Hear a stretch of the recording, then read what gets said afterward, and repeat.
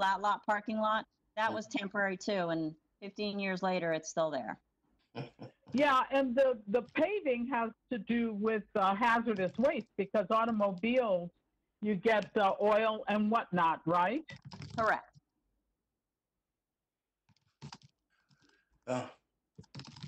And there's one more slide of just pictures of the site, if you want to flip one more, Sherry. Oh, I guess we went through 2 slides already. Yeah, I mean, I'm familiar with the site, Susan. There's a dust bowl right now, essentially. Yeah. Oh, and I do want to say, so there really is no civic league around here, but we did get a letter of opposition from Interstate Battery, which is right across the street. Sounds like that would be an auxiliary business for Interstate Battery. Why would they disgruntle? That's my question. Well, Interstate Battery, they sell batteries. That's a retail use. I think they're looking at the condition of the site now and their vision of, the applicant wanting to park cars there without doing any improvement concerns them. Okay. Well, I would say from an environmental standpoint, it shouldn't be allowed to be used without paving. I think that's where we are, Dr. Austin. I think that's where we are. Susan? That's all I have. Next item. Okay, the next item is Green Clean Car Wash, and this is for a conditional use permit at 3401 North Military Highway, and this is Hanks. Had to unmute there for a sec. So as Susan said, this request comes from the Green Clean Car Wash for the property located on the west side of North Military Highway, north of Lynn Street in the Sandy Heights neighborhood.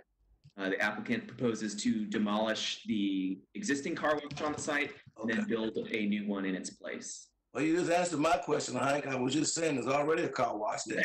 Yes, so they're building a new one. That's the plan, or that's what they're proposing. So the site is zoned CC for community commercial, which allows car washes with a conditional use permit. It has operated as a car wash on the site since 1967. So it predates the requirements for a CUP. So it's currently grandfathered. But because they're planning on scraping the site, demolishing the buildings, and then constructing a new car wash, they are required to come into full compliance with the zoning ordinance. So this use is consistent with the Plan Norfolk 2030 future land use map, which designates the site as commercial, and the identifying land use strategies chapter of the same Plan Norfolk 2030 includes an action calling for the city to bring existing automobile uses into compliance with applicable codes with an emphasis on buffering, landscaping, and parking. So this is the proposed site plan. Because it's a new construction, it's going to have to go through the full site plan review process. So it'll be fully compliant with all applicable zoning, landscaping, stormwater resilience requirements. They're going to be installing sidewalks along Military Highway. They discussed sidewalks on Lynn Street with the transportation department, and they said that that's desirable, but it doesn't really make sense given the industrial characteristics of the area. They're also going to be dedicating 14 feet of right-of-way on Lynn Street, so it will be a much wider roadway if this is approved. So the applicant did contact the Civic League, but we have not gotten any feedback from them regarding this. Hank, they're not pumping any gas at this car wash, are they? No gas. It's just a car. It's going to be a drive-through car wash. That's also, they're going to be doing a lot of landscaping and buffering. These are the elevations just to kind of give you an idea of what the building is going to look like from Military Highway. I'm delighted to see that they've agreed to the sidewalk on Military Highway. A little perplexed as to why they are against, or we are against, one of our departments is against sidewalks on Lynn Street. My feeling exactly. Well, and I'm sorry, I wasn't. So they are doing quite a large, what is it, Hank, along Lynn Street? They're right-of-way dedication over there. So, and I think that's what it was.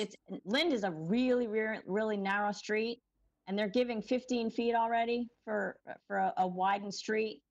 So So Yeah. that's number one. And then I also think that it's industrial back there, and there are no sidewalks back there. So I think the combination of things led them to say, all right, we're taking 15 feet of your land.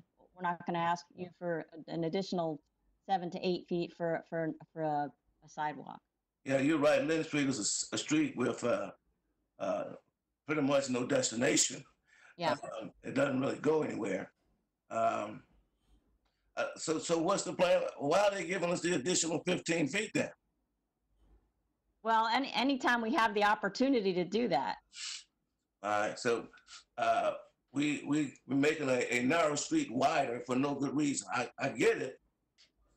Whenever we have a substandard street and then there's an application or subdivision along it, it's customary to require a dedication to get it to standard width. Mhm. It may have already been done, it looks like further down. Mhm. Yeah, the property line is, if you can see it, if you go back to the site plan, it's that black line on the left. So Right. they're going to be giving up that portion. But like George said earlier, you can, with a conditional use permit, you guys can require sidewalks if you so desire. So, The entrance and exit from the site is from the same place on North Military? yes, ma'am. So if we're not going to get a sidewalk on Lynn, can we get one installed on the neighboring property? I can certainly ask the property on the right side of the screen. Yeah, looks like it needs a sidewalk. It does. I'll certainly. I mean, we're asking for stuff. Okay. You're talking Yeah. about on East Virginia Beach Boulevard? No, it looks like it's continuing along Military Highway. It's directly to the right, I'm correct? sorry. Yeah, I'm Yeah. sorry. North Military Highway, you're saying? Yeah. Yeah. Mhm. Hank, you will approach them on that? I will. Yes. Okay. I mean, if you think it's a good idea, just looking at this picture, it looks like it would benefit. Well, we are supposed to be building a walkable, bikeable community. Sidewalks certainly enhance that a little bit, don't they? So I will reach out. I'll Giving ask to the them. city- If the land are giving to the city along Lynn is especially generous and we'd be over asking, then don't ask for it. But if we're allowing them to not have put in a sidewalk on Lynn, then we might be able to get more than where it's really needed on Military. Hank, Well, where's isn't it a little odd that the width of the street that we're adding is cut off by this footprint of the property, that suddenly it narrows before you enter the street? Yeah. Mhm. I mean, if we're widening it, is it going to be a paved street or what? In which case, that's an odd, place to end it, trying to go in and out from North Military Highway. Well, Hank, I think I'm looking at an exit, an egress in the rear of the property. Is that right? No, it's not. It's coming back. That little box at the Yeah. top right is a dumpster enclosure. Okay. I was following the arrows in the top left. Actually, they target you right, bring you right back out the same egress point where you ingress. Right. Yeah. So Yeah, it's the same entrance and exit. It flows around in through the car wash, and then the central parking area is going to be equipped with vacuums and stuff like that. So you can vacuum out your car, and then you proceed back out on Military Highway. But what about Wynn Street there? Why, is it widening it and then the sidewalk and whatnot comes out into the street like that? What is that? What is it? How? What is going to be there? Either a paved surface or what? She's talking about the additional 15 foot that they're granting us in that space. What's going to be in there? I think it's just going to be roadway, is from my understanding. Well, why then have this like little abutment coming out from the footprint of the building? You see where the paved walkway is, and then you have it coming around like that. It's like you all of a sudden the traffic on one way, you just in there. How do you manage that as moving two-way traffic? I'm not really following. I guess. I'm not sure the portion that's being acquired for the dedication is going to be improved anytime soon. We will achieve having a right-of-way that is a standard width road. My guess is the paved portion is still going to be just as skinny as it is today. So we will have additional right-of-way that is not going to be improved, which is why you'll continue on the sidewalk until you get to the point where you would need to cross the other way. So does that answer your question, Ramona? Yeah, so no, they're not going to improve. Yeah, I'd be surprised if there's any plan to improve it at this time. Many of these dedications are just to get the right-of-way width proper, and then if there's a need at some point to actually do a capital improvement, there may be actual road work done, in which case that sidewalk, little stick-out portion to the south is going to have to be chopped off. Okay, well, that answers the question. Okay. Any other questions on this particular item? I guess I'm confused as to why we wouldn't have another exit point out of that site. They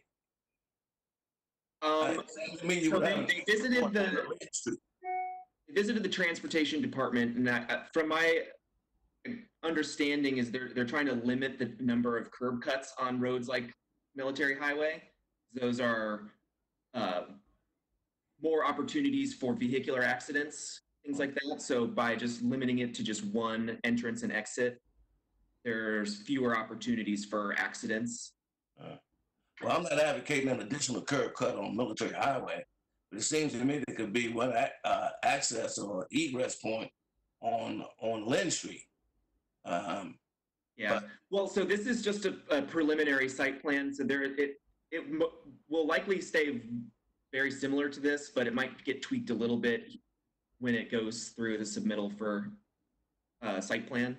Well, you know, I mean, it's not a deal breaker for me per se, Hank, but it seems to me it's a better flow. If you have an egress at the left rear of the property on the Lynn Street, that's going to cut down on a lot of confusion trying to ingress and egress from Military Highway. Actually, Mr. Chairman, it probably increases the confusion of the site circulation. You'll notice that the place where you select your car wash and pay for it is at the rear of the property, and where you would suggest having an exit would be after you've paid and before you've had your car wash. So, I'm following the flow now. Okay, I get you now, George. I hear you. I hear you. So you come in through the driveway, you go pay, you loop back around, get your car washed, and when you finish your car wash, you're right at Military Highway. You make that right turn and come out. Okay, I see it now. Yes, sir. This is exactly the kind of design that we would advocate. Yeah. Thank you, George. Next, Commissioners, any questions? Okay. Next item is Marketplace Soups and Salad, and they are required to get 3 conditional use permits: convenience store, ABC off premises, and smoking and vaping products. Yeah, so the subject property is located in the Tazewell building in downtown. It's currently a restaurant known as the Granby Bistro, but now the proprietor would like to convert it into a convenience store. Well functioning as a convenience store, it's our understanding that the owner intends to continue to sell much of the same food, but only in to-go, in a to-go option. The application also includes, like Susan said, the sale of alcohol for off-premise consumption and smoking products, but not vaping products.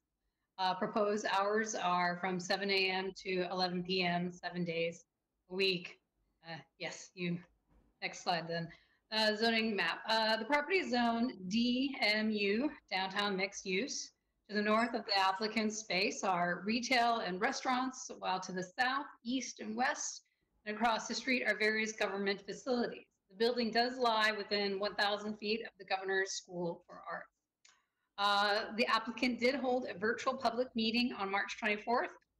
There were concerns expressed over yet another convenience store opening up in the downtown area versus a more needed commercial enterprise such as a grocery store.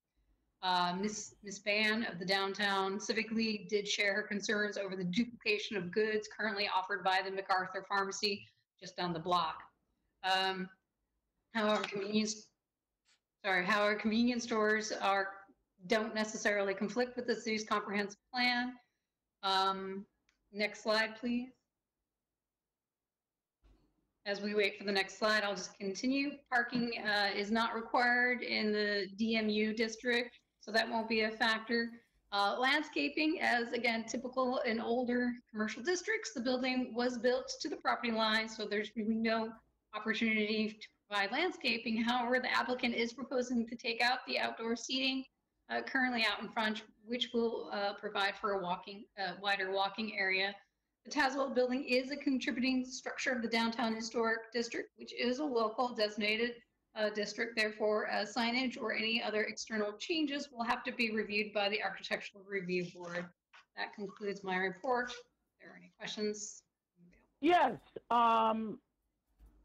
The site that would change is now occupied by the Granby Bistro to the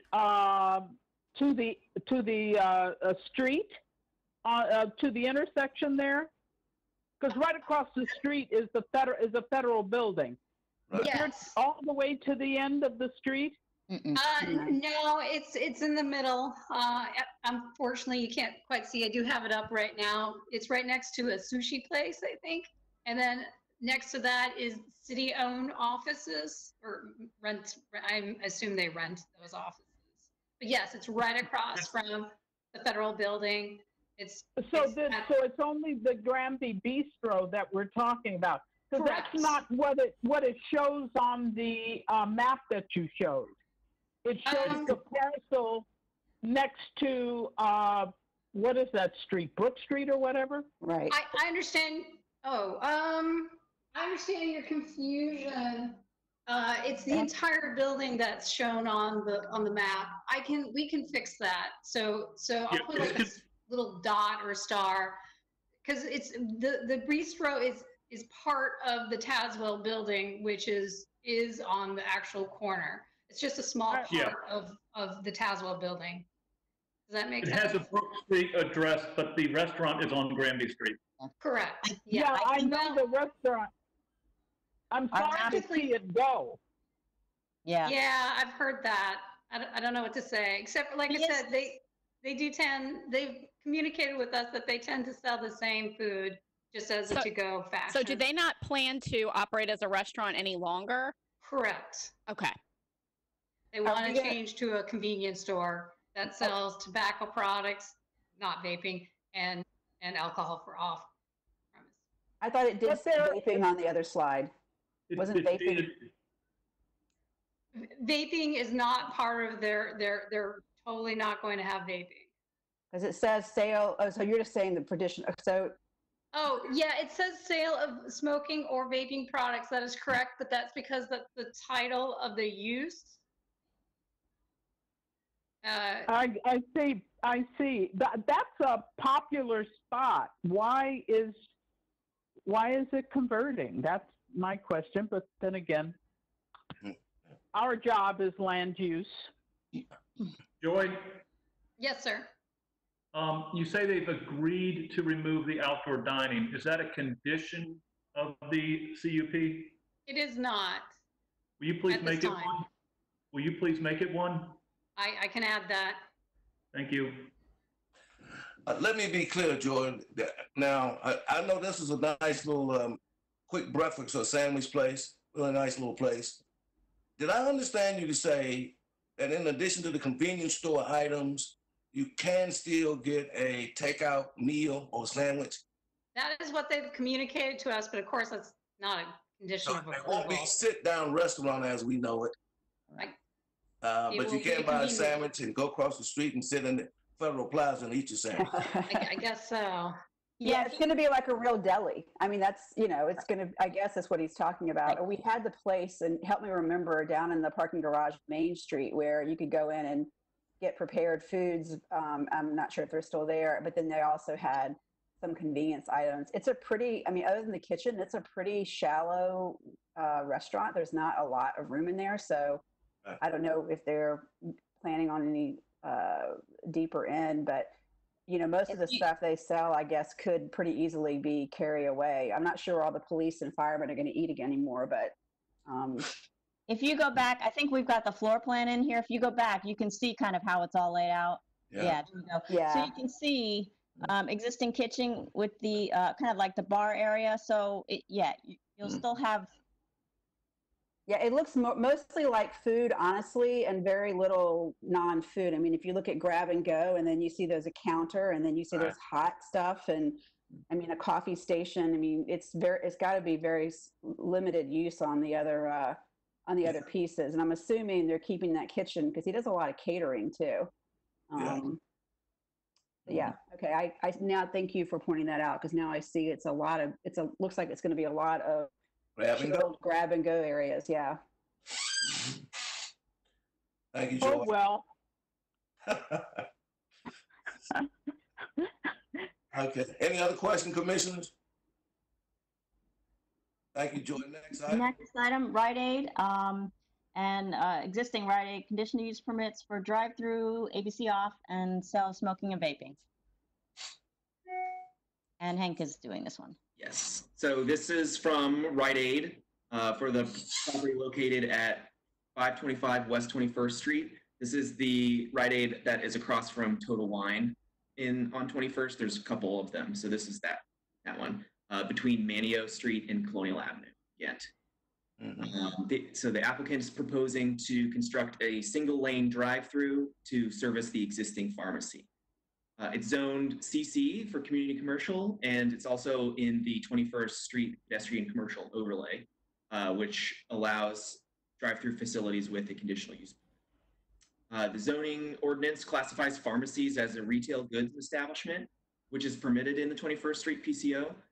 Rite Aid has been operating at the site since 1997, so it predates the conditional use permit requirements for things like the sale of smoking and vaping products and off-premises sale of alcohol. So it's currently grandfathered for those uses, but because they are proposing to add this new drive-through, they have to come into compliance with all of the uses on the property. So the applicant does not intend to sell vaping products. Rite Aid as a corporation doesn't sell vape products, but it is still going to be a condition in our permit that they are not allowed to sell vaping products. Next slide, please. This is the proposed site plan. They're planning on removing 6 parking spaces to help with vehicle circulation on the site. Timmons Group was the one that conducted a site-specific parking study, which showed that that reduction of parking would not negatively affect the site. There will also be additional plantings and landscaping to bring the parking lot closer to compliance with the zoning ordinance. It's already a very well landscaped site in terms of the parking lot landscaping, but they're going to add some additional plantings, and we're going to require that they're all native species. But that's all I have for this one. If there's any questions, I can answer them. Questions, commissioners? Thank you, Hank. Thank you. All right, moving along, Fish and Pig for conditional use permits. This is located at 115 West 25th Street. They're doing a restaurant with extended hours with live entertainment.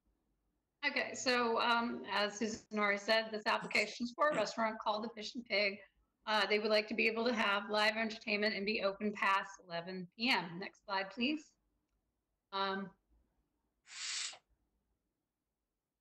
It's located in the Park Place neighborhood. They are zoned light industrial, as are the surrounding properties.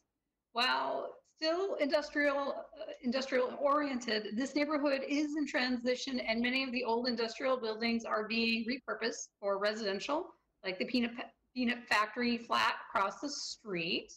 Next slide, please. The building where the Fish and Pig will be or is being built was built in 1913. There's a before and after.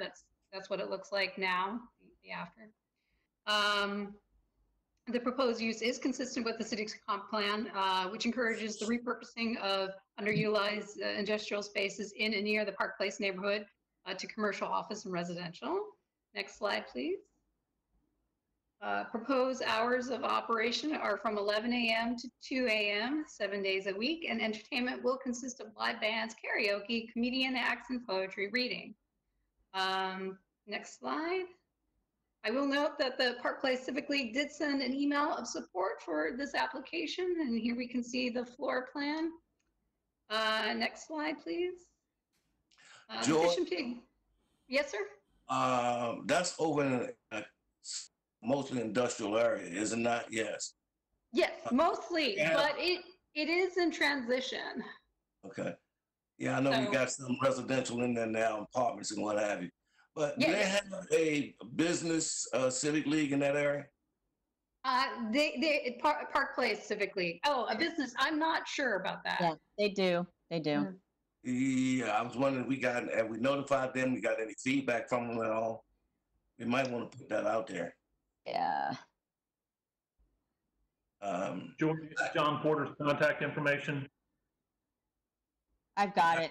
I'll send it to him. All right. Thank you, Susan.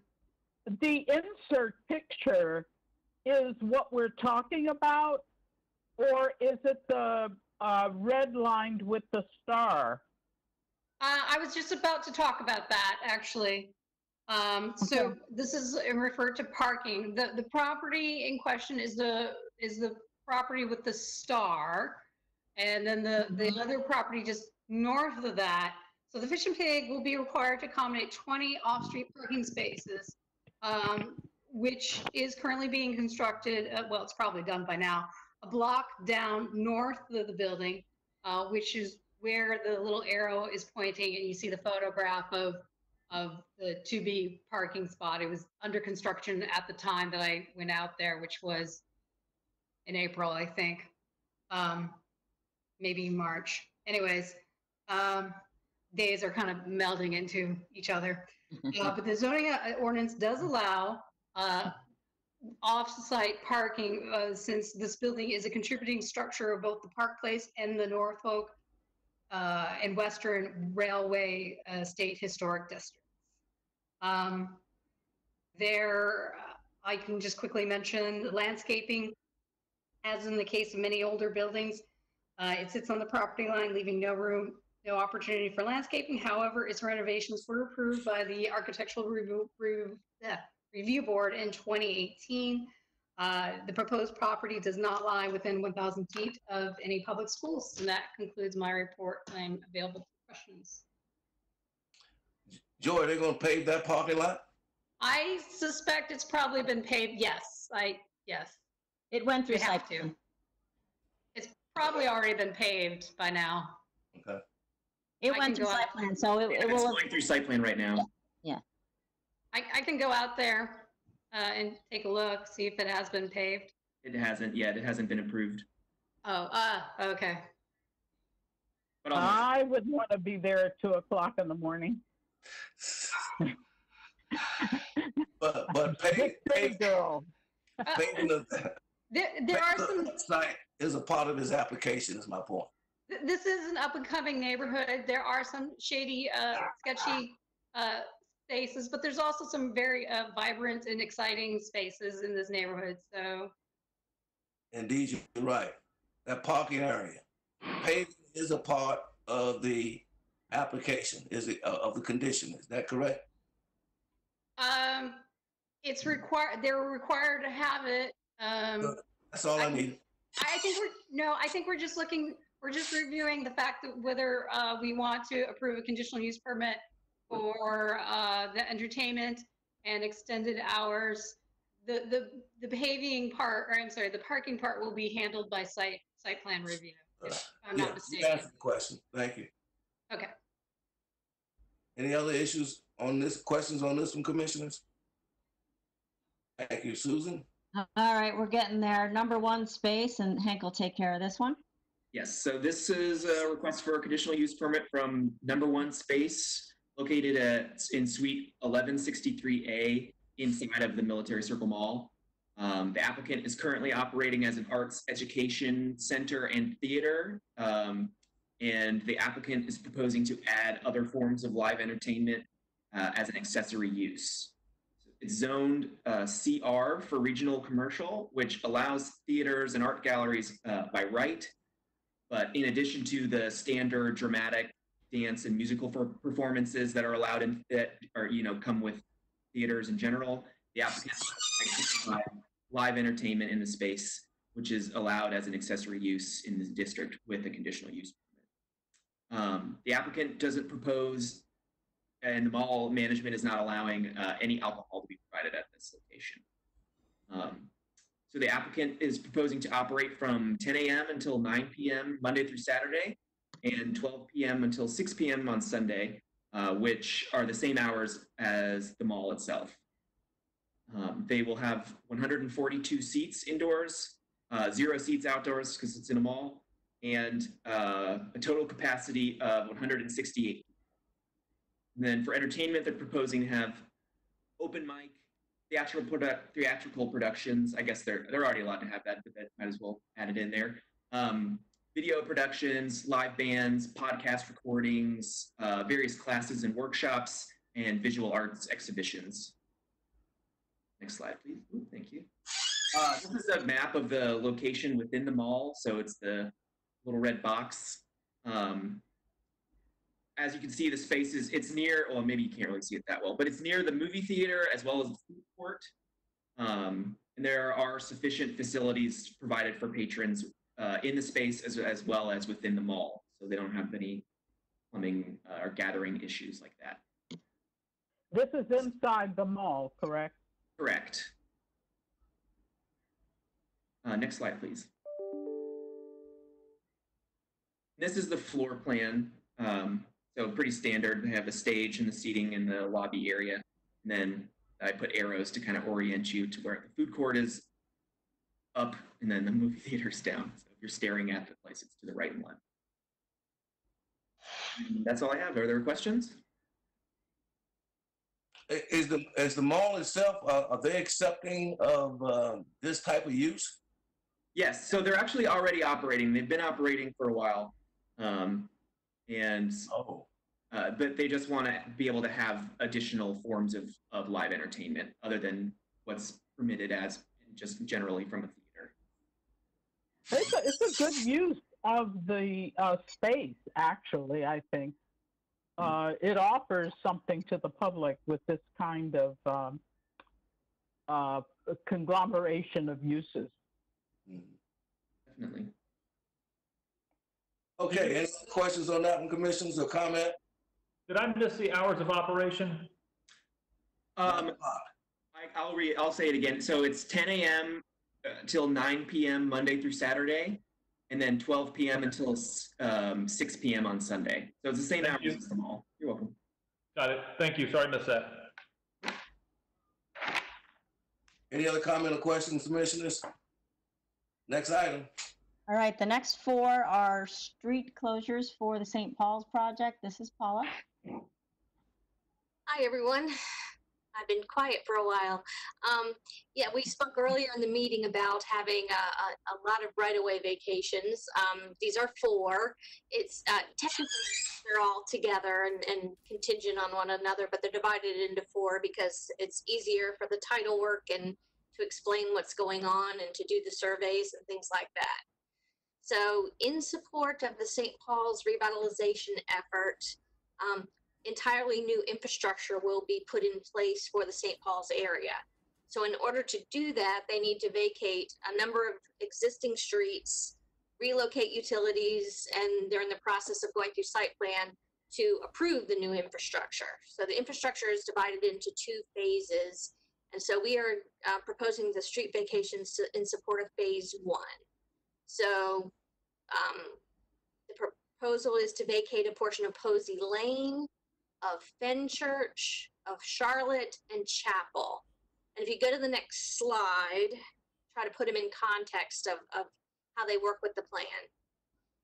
In the lower left is the overall vision plan for the St. Paul's revitalization effort.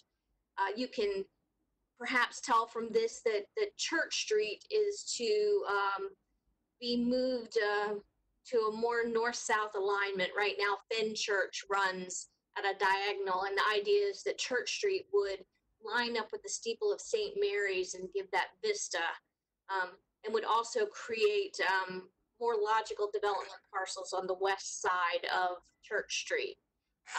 In your review, you had already reviewed 2 of the developments that are proposed for blocks 19 and 20.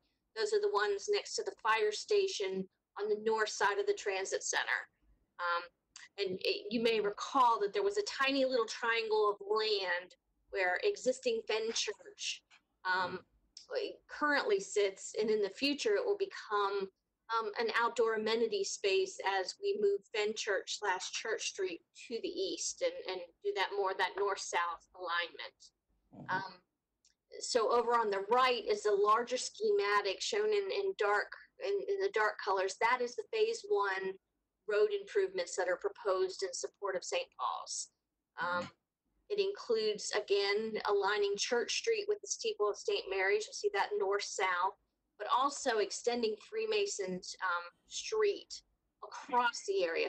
Freemason right now ends at St. Paul's Boulevard, so it would come into the area and create a commercial spine for the St. Paul's development. They also would be adding in a Transit Center Boulevard, a more of a direct link into the transit center for buses, and it would have bike lanes too going in, so there would be other modes of accessing that. So we need to vacate these streets in support of phase 1, and just note that work is underway to working with all the utility providers to relocate all the existing utilities. Utilities will be upgraded as a part of this revitalization, and a new pump station constructed too. And that pump station, Paula, is being constructed as to augment the need to control flooding and stormwater runoff. It's a pump station actually for water. Water pump station? Oh, water, yes. Potable water, drinking water? Oh, wait, I'm sorry, sanitary sewer. I'm sorry. Okay. I'm sorry, yes. Yeah. In support of the development. Okay. And now, Paula, are we to expect that they're doing some extensive road work here, creating more impervious area?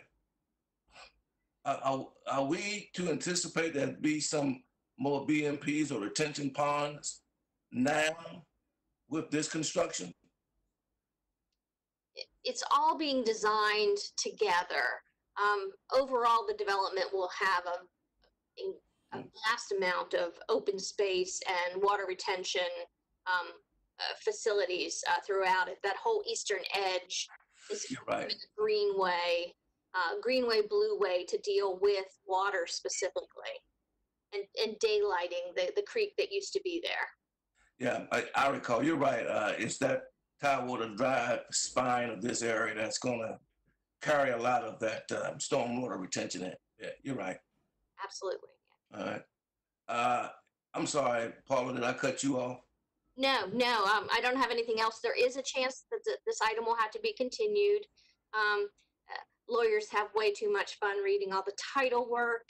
They're finding all kinds of interesting things in there, but we will work it out. And if it has to be continued, it would be on your next month's agenda. Appreciate that. Commissioners, any questions? Hearing none, next item. So we're on to new business now, and we've got some zoning text ordinance initiations that we would all like you to do. And Jeremy's, I think, going to cover the first one. Yep. So this is real quick. We have a woman who has purchased a building in the West Freemason Historic District in WF1, and he would like to create essentially a spa, which we would define as a health and fitness facility. And so, in order to do so, in order to operate such a business in that location, she would have to amend the zoning ordinance. So she has made that request to us to have it initiated, and she has been working with the West Freemason Civic League to get their support for it, and they have indicated support so far for this.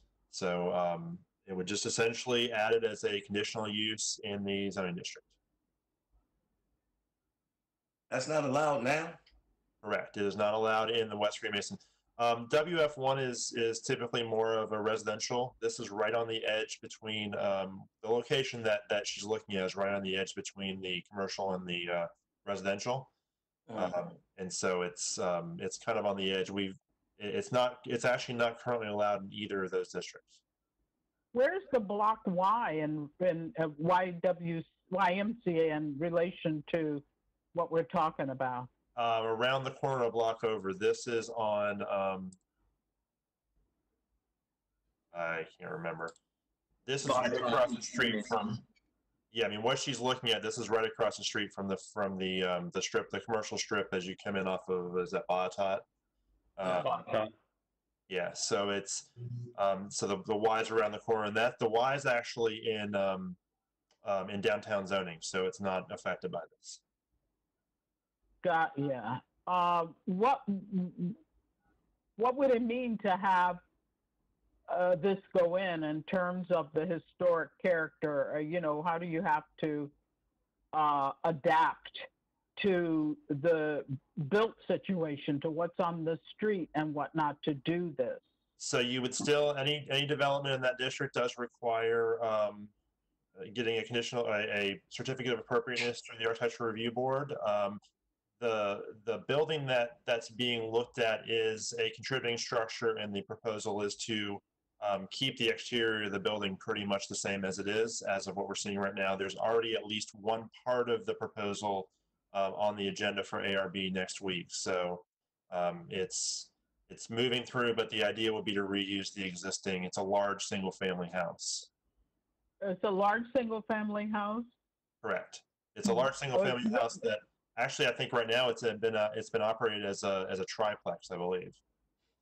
What's the address? I don't have it off the top of my head. It's right on the corner. It's right on the corner. I think it's 358. Yeah. 358. There you go. 358 West Freemason. Then it's down the street or up the street from two other contributing structures. It so is when you say contributing structures. Yes. So you say contributing structures, we mean like 1898, like that? Correct. Okay. And they want to essentially gut it and keep the facade? Correct. I don't know how much I don't know how much the interior work would be at this point. I know it's fairly extensive, but yes, to convert the building into commercial space on the first and second floors and maintaining residential on the third and in the accessory structure that's in the building, and maintain the exterior facade. And again, any exterior work would have to go through the ARB.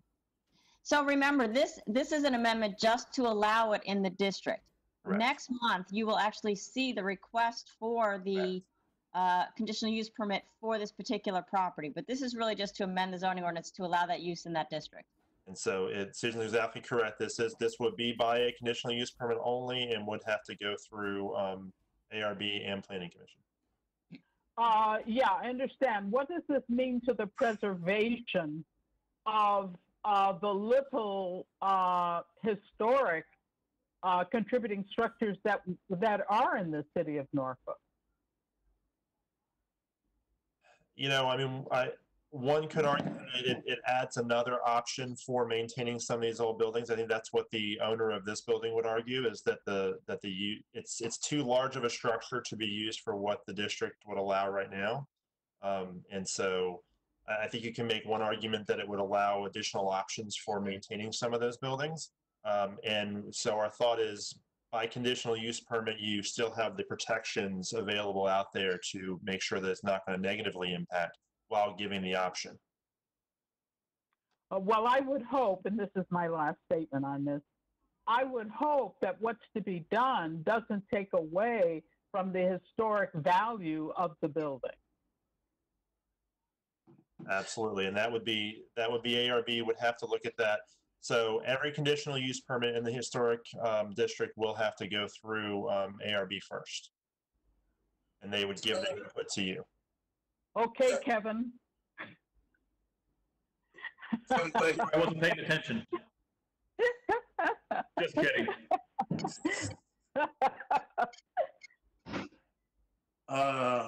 Jeremy, might this be an appropriate time for us to review what the zoning ordinance says is allowed in the historic district and update it or modify it appropriately? It could. We've typically approached these districts sort of incrementally as things come up. Like this is the same district that we just added short-term rentals back in the beginning of the year. We've kind of approached it incrementally. I think the Civic League here is comfortable with that concept of approaching it on a case-by-case basis. But yes, absolutely. These districts do at some point need a thorough look through to see where we really are. Because when we adopted the new ordinance, we took a largely hands-off approach to them. Well, I guess my concern is leaving ourselves vulnerable to complaints that we are responding to individual requests to accommodate a particular business model. Absolutely. It would seem to me if we did some sort of, I use the term blanket review, that doesn't preclude we wouldn't have to review it again. I understand that. But if the Civic League's happy, I think that's a big concern from my perspective, particularly in the historic district. That's why those people are living there. They like that historic surroundings. So fine.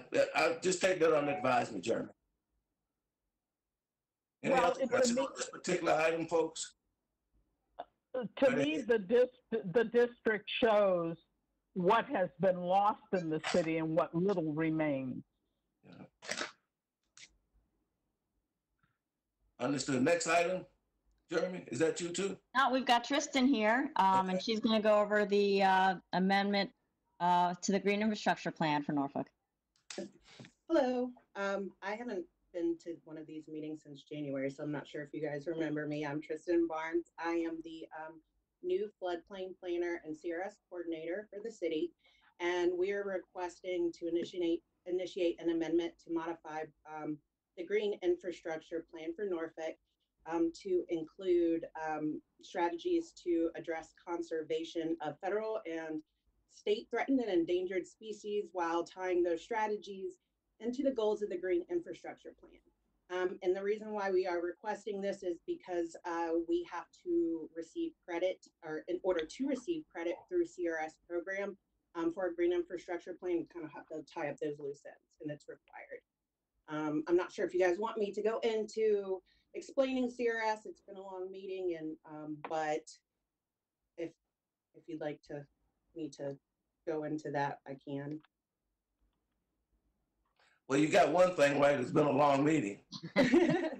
Tristan, there'll be plenty of time to go into the specifics of this when it comes before them in a month or so to actually do this. Yeah, I was going to say the same thing, Tristan. We've got time. Okay, I didn't know. All right, and then the last one, initiations regarding the pandemic, essentially. Jeremy will do this one, I think.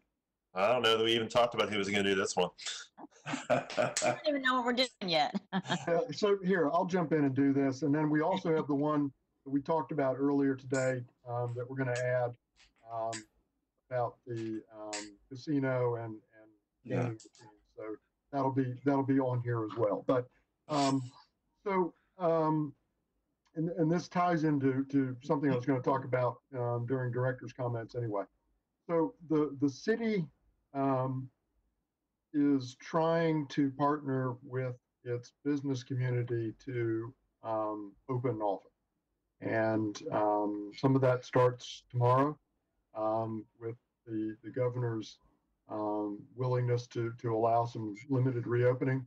And so what we are doing is putting our heads together.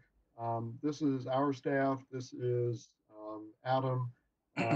This is Mel and Mary Miller and people figuring out what things do we need to do on either a temporary or permanent basis to allow the entrepreneurial experimentation necessary to get us back going in terms of our economy in a way that is beneficial to the city. So, you know, some of the things that we might be looking at are, you know, the allowing an extended use of more outdoor space for outdoor dining. As you know, when we do conditional use permits, we tend to say, you know, you get X number of seats indoors, Y number of seats outdoors. Well, with the governor's order, no indoor dining allowed and only outdoor dining. You know, some of the things that you're going to start seeing tomorrow technically violate the zoning ordinance. And so we want to make sure that we put some stuff in play and talk to you all about, at least temporarily, for the period of the emergency declared by the governor, to allow flexibility. Same thing with home occupations, home-based businesses. You know, if you have places that are delivering services to individuals, and you can only go back, you know, 25% or 50% of capacity, well, you know, that means that you got either somewhere between 50% and 75% of the people who would normally deliver those services unable to do so at any given time. You know, is there a way for us to look at giving some flexibility for home-based businesses during this period of time? So we don't actually know what all will be in this. You know, the expression I've been using, and my staff hates it at this point, but it's that, you know, we're building this bicycle while also learning to ride it. So what I tell you, I think is going to be in there today may well be very different in 2 weeks or 6 weeks when you're potentially voting on it. So does that, hopefully that provides enough illumination to understand what we're trying to get at without tying my hands too badly. So Julie, am I hearing then that we will be potentially looking at increasing outdoor seating at restaurants? What we may potentially do is essentially say to restaurants, you know, for the next 6 months or whatever, the restrictions that are established in conditional use permit and established in zoning ordinance with respect to seating limitations don't apply, provided you are meeting the requirements established by the governor, the health department, and the ABC commission or authority. You know, something kind of like that. Yes, it probably will be, one of the things absolutely will probably be to allow for an increase in outdoor dining. Is that indications are that is a safer way to dine than indoor dining if you're going to allow a restaurant to operate with anything other than carry-out. Understood. Thank you, George. George, I just wanted to say that, I mean, I've looked at what a lot of cities are doing and you guys are doing, I just want to say, a great job on coming together as Team Norfolk and working some of this stuff out. I'm hearing a lot of positive stuff from different businesses and your forward thinking and all of that. I just have to say, I really appreciate all of that you guys are doing. Thank you, Kathy. Next item. That's it, Earl. Whoa, boy. Okay, good deal. Director, got comments for us, George? Yeah, good news is we're only 4 hours and 2 minutes into this meeting, and my comments are only about 45 minutes. So, no, seriously, I just want to mention two things. One, we had extensive discussion about short-term rentals earlier today, and I just want to reemphasize a couple of points. Number one, there is no locality anywhere in this country that's figured this out. We are, we're working this at the same time as everybody else is, and there's no silver bullet out there. And if there were, somebody would have found it, and everybody would be championing that topic. So just be aware. Second part of that is, as Adam says, we're working on STR 2.0. That doesn't mean there can't be a 3.0 or a 4.0 or 5.0. So our focus here is to get it better. Our focus is not to try to achieve perfection. We want to get better than where we already are, but knowing that there is no single silver bullet out there, we are prepared to modify this going forward. So whatever we bring to you in 2.0, 6 months later, we may bring you 3.0 as we learn more and whatever. The third point I want to make is that trying to stop this sharing economy, trying to use zoning power to say, no, we're not going to allow these kind of sharing stuff. I mean, that's about as effective as spitting into the wind. No amount of planning or no amount of zoning is going to take the market and turn it on its head. It's to go back to Lenny Newcomb. One of his favorite aphorisms was, you can zone for oil wells, but that doesn't mean you're going to strike oil. And it works the other way around. You can say you can't do something that everybody's doing, but it ain't going to stop everybody from doing it. So just remember all of that as we move forward over the next couple of weeks to bring you the 2.0 version of short. Then the other topic I want to talk about is Open Norfolk. I briefly alluded to it a moment ago with in the text amendment. But throughout your meeting today, several of us, Adam and I in particular, have been back and forth working on documents in the background and responding to things. The governor has allowing a limited opening starting tomorrow. The city is doing everything it can to be a partner with the business community to help make that happen.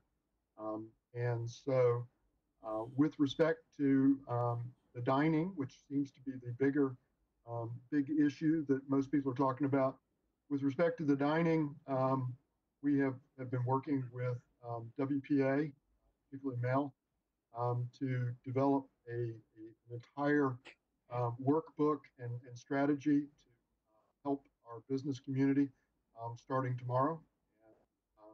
That includes a plan book that is now, I think, complete for downtown and nearly complete for Collie 21st and South Collie 21st and North Collie.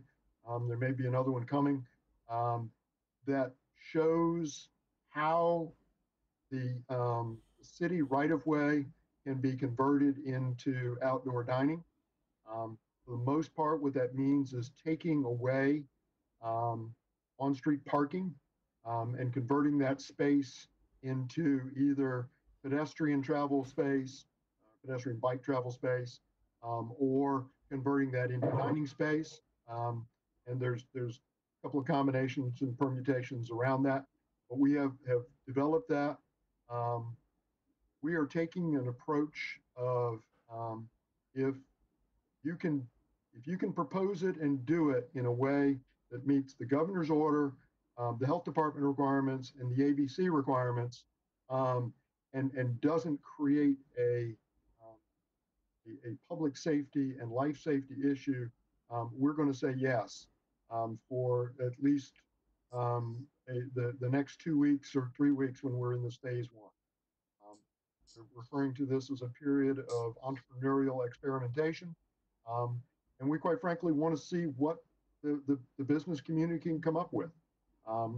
We know that planning is always or zoning at least is always a trailing entity. It's not a leading one. And so we're trying to be as supportive as we can.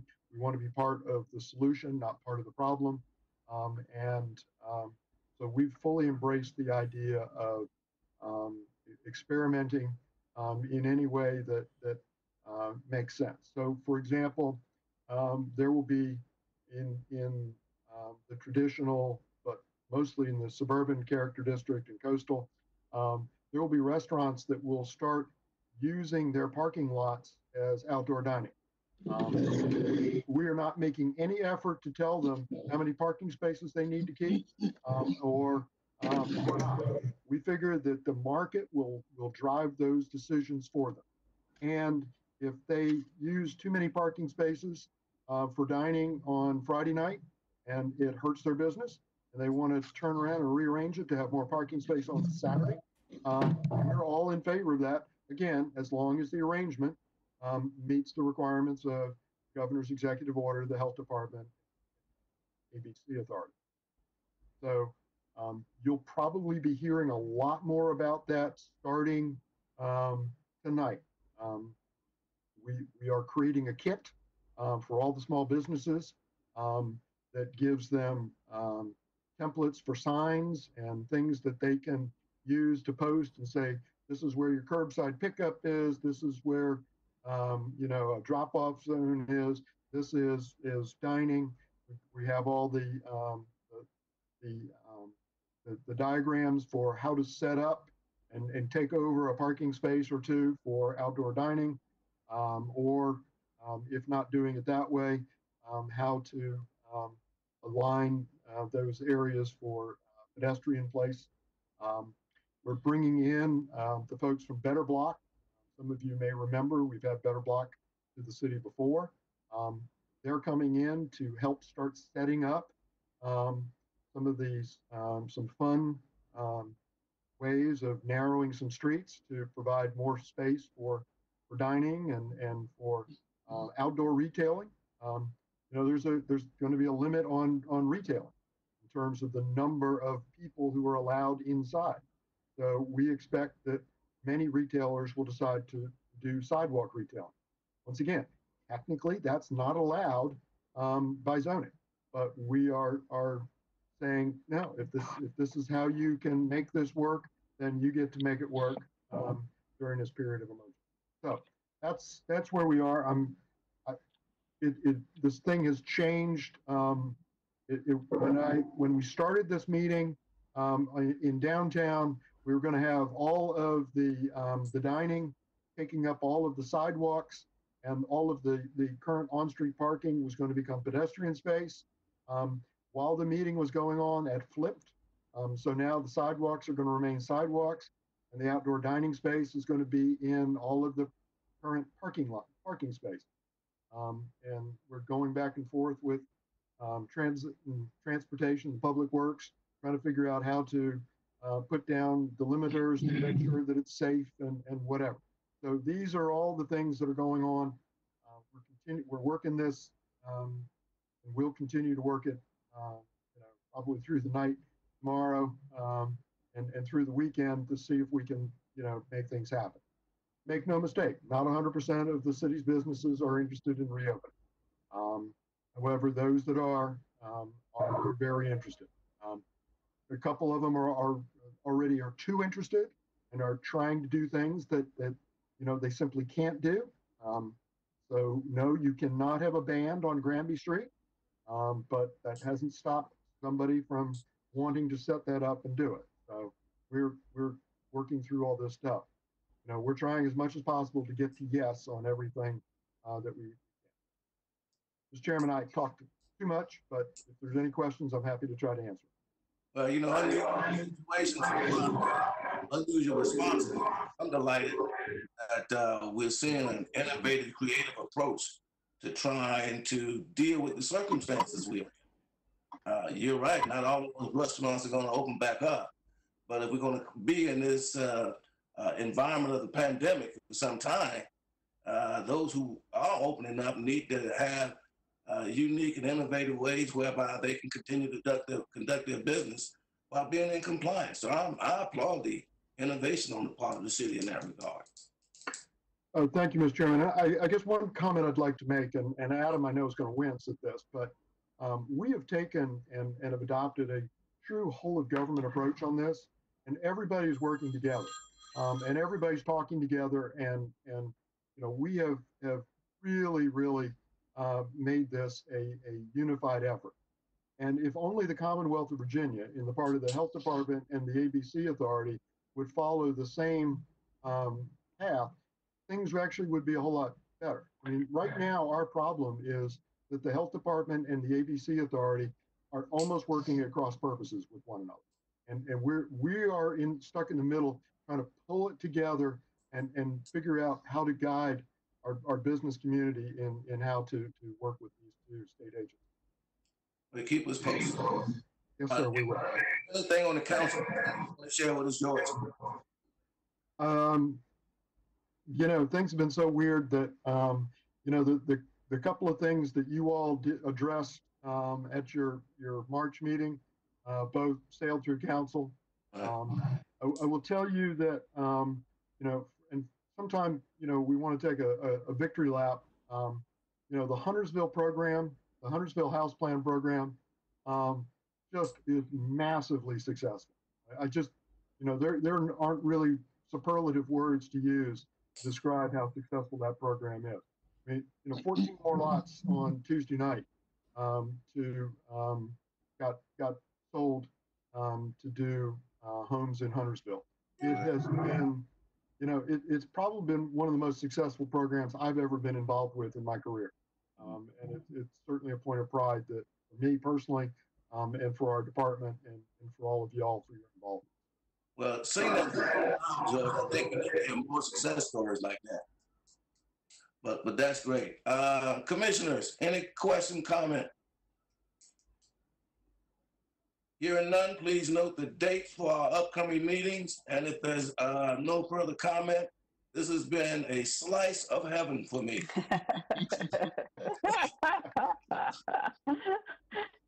But we stand adjourned. Thank you all for